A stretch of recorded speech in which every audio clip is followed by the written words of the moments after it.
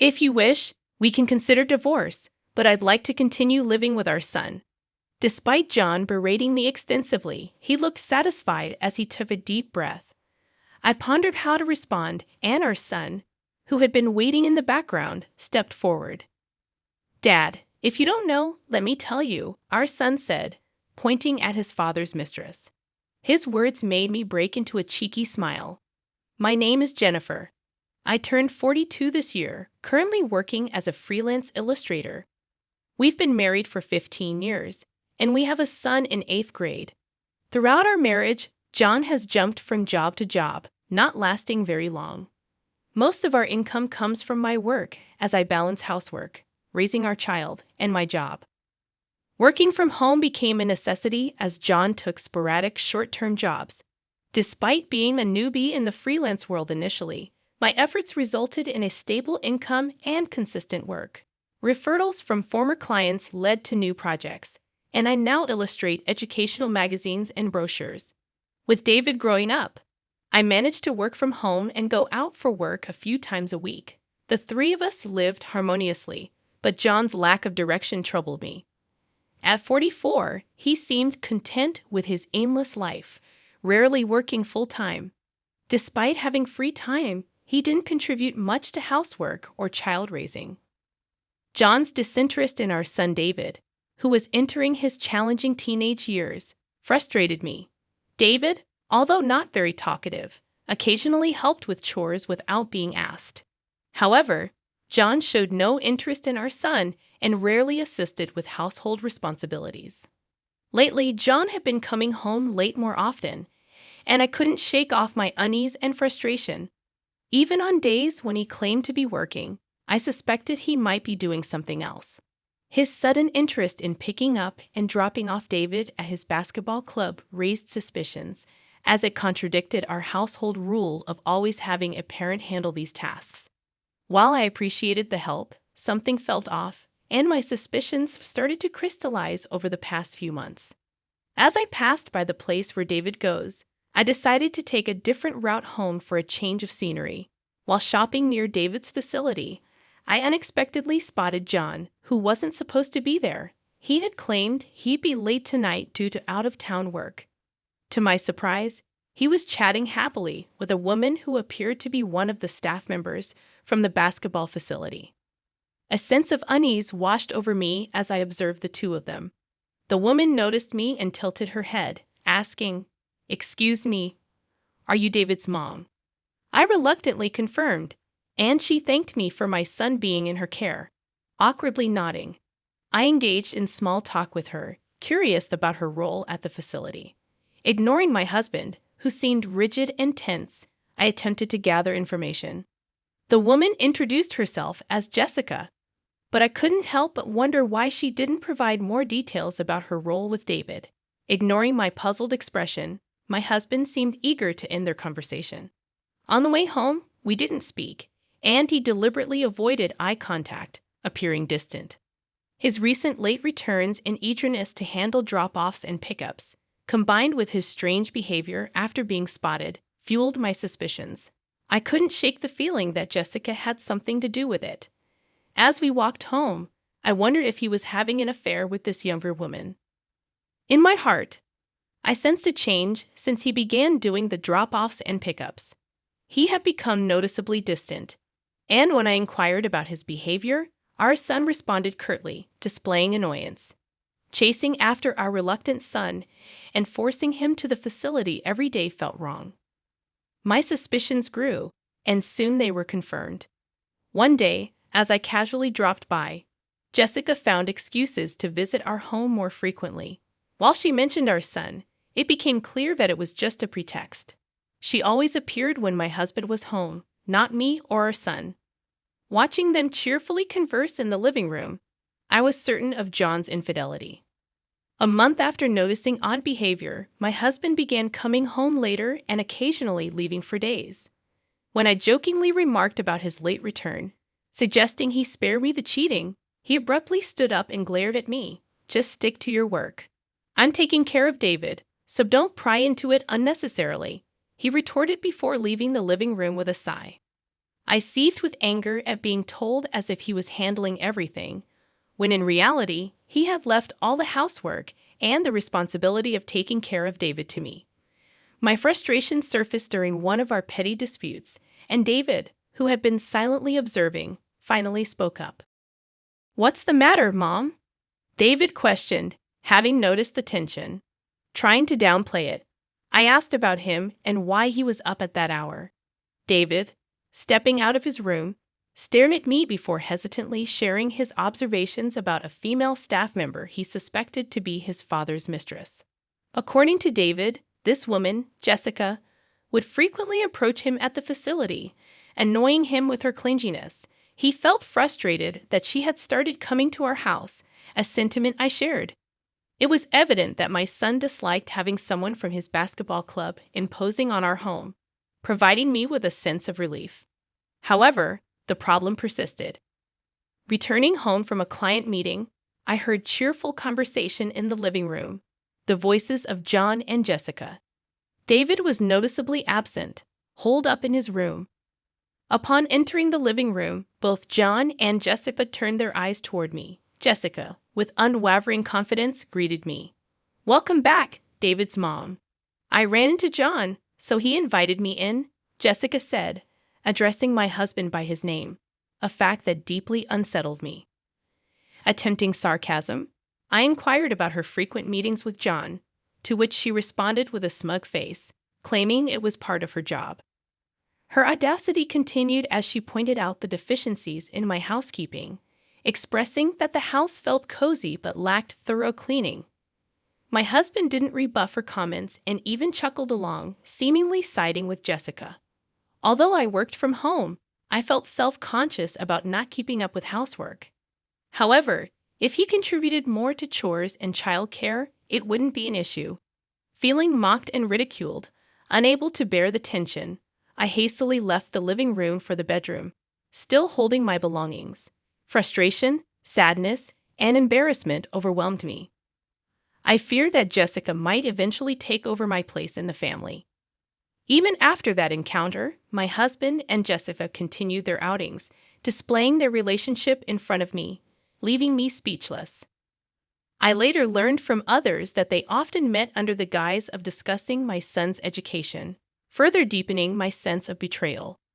Realizing the need for evidence during my husband's frequent absences, I embarked on a search that uncovered undeniable proof of his infidelity. Despite his claims that we couldn't afford gifts for birthdays or anniversaries, I stumbled upon receipts from motels, upscale restaurants, and high-end watches and jewelry in his coat pocket. Even places he insisted were beyond our financial reach had receipts, suggesting he frequented them with his mistress, not his wife. While the pain of his actions cut deep, I maintained composure and continued accumulating evidence of his affairs. Though divorce crossed my mind, I resolved to endure until David graduated from high school. Yet I vowed to gather sufficient evidence to secure a favorable position if the time for separation came. The question lingered. Where was the money for his affair coming from? As I pondered, I remembered our house's savings account for my son's college fund. A chill ran down my spine as I checked the transactions, revealing substantial withdrawals over the past few months. Shockingly, the balance had significantly decreased. The money meant for our son's education was being used for his selfish needs. The betrayal against our child overshadowed the betrayal against me as his wife. Suppressing my anger, I chose to act normal, not wanting our impressionable son to sense the brewing storm. I carried the burdens alone, trying not to burden our son who was studying diligently. However, stress took its toll, leading to small mistakes in household chores and at work.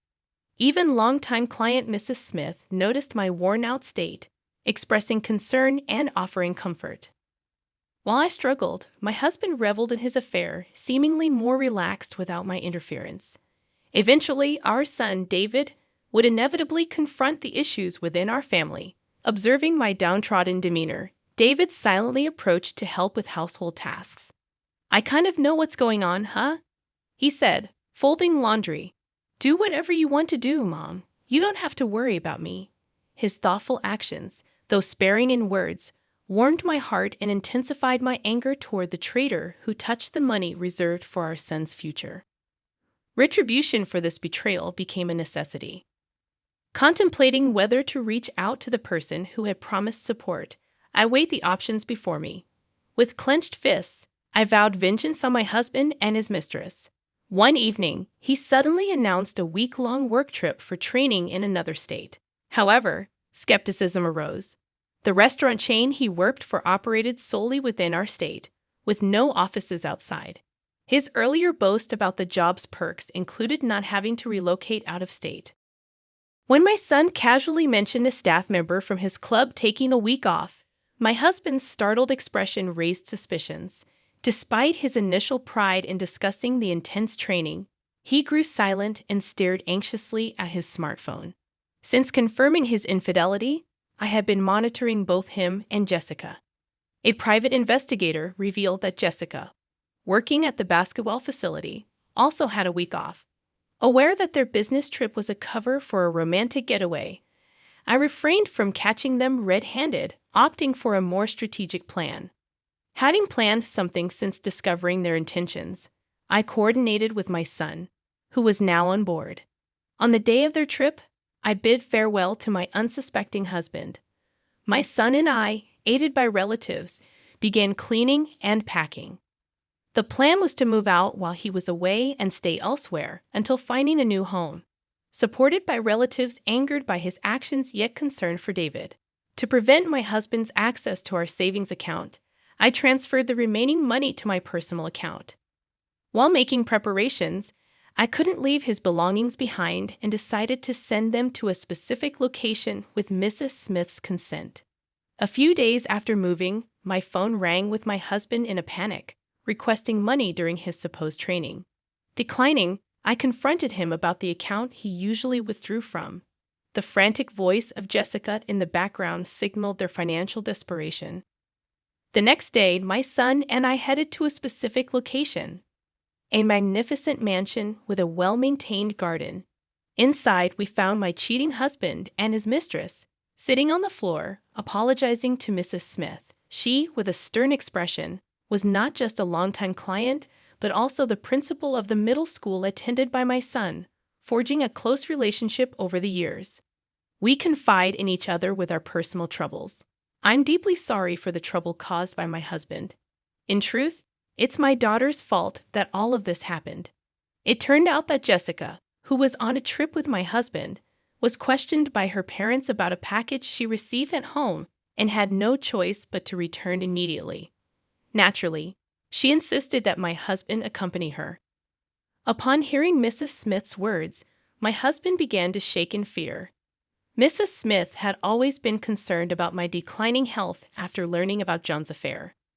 When I finally confided in her about the affair and she discovered that the mistress was her daughter, she was utterly devastated. Despite this, Mrs. Smith wanted to make amends for her daughter's actions and had been cooperating with me ever since. Pointing at the piles of boxes, she sternly reprimanded her daughter, expressing her disappointment. "You should be ashamed of yourself for always wanting what isn't yours," Mrs. Smith scolded her daughter sternly. Her daughter attempted to defend herself, claiming it was a misunderstanding, but Mrs. Smith wouldn't hear it. She insisted on an apology, promising consequences for her daughter's actions. Ignoring Jessica's hysterics, I turned my attention to my silent husband standing beside her. "Don't you have something to say to me?" I asked sharply, prompting David, who had been standing behind me, to step forward. "She's not a regular staff there, just an intern at the club," David interjected firmly, addressing Jessica directly. "And don't you ever try to get all chummy with me again. Always flirting with men. It's disgusting." As my son spoke, it became clear that Jessica hadn't been officially hired at the club, contrary to my husband's belief. He had thought she was experienced in student education or activities, which was laughable considering her actual status. Their exchange revealed hidden truths, and as I looked at the stunned Jessica, it seemed that they both had their secrets. Before leaving, I felt compelled to offer Jessica a piece of advice. "Did you know that I pay for the rent, living expenses, and even David's tuition fees? This man, John, has been working odd jobs for years. You think he's okay?" Jan, with a face drained of color, attempted to interject, but it was too late. Jessica was so shocked by the revelation that she collapsed on the spot. From what I could tell, John had been acting as if he had plenty of money to spare, hiding the fact that I was the breadwinner of the family to save face in Jessica's eyes. I seemed like a lazy bum who neither worked nor took care of household chores properly. Mrs. Smith was left devastated, facing the harsh reality presented by my husband and Jessica. After David and I happily returned home, it appeared that John was kicked out of Mrs. Smith's house. Looking defeated with Jessica and a load of stuff, months passed since the move. On Mrs. Smith's advice, I decided to leave my divorce process to a competent lawyer. Thanks to professional assistance, all the complicated procedures went smoothly, bringing me relief. I heard that the savings I had set aside for David's education could also be added to the claim as child support. As for Jessica, rumors spread quickly at the basketball club about her affair with a student's parent, leading to her dismissal from the job. Seeking help from her parents, Jessica found Mrs. Smith unwilling to assist, leaving her lost and confused. Despising a man without money, she spat out words of disdain and abandoned John. Despite John's attempts at reconciliation, neither David nor I were willing to agree. Mrs. Smith felt terribly guilty for her daughter's role in ruining a family. I held the downcast principal's hand and said, "Let's keep working together." I'm truly grateful for the principal, thanks to whom I found a new job. Work has been going smoothly, and life with just David and me is filled with hope. David's joyful smile touched my heart as he casually expressed, "The job you do, Mom, is really amazing. You're the mom I'm proud of." Looking at a magazine featuring my illustrations, I discreetly wiped a tear from my eye. I want to keep pursuing my career as an illustrator, but above all, I want to work even harder for my precious David.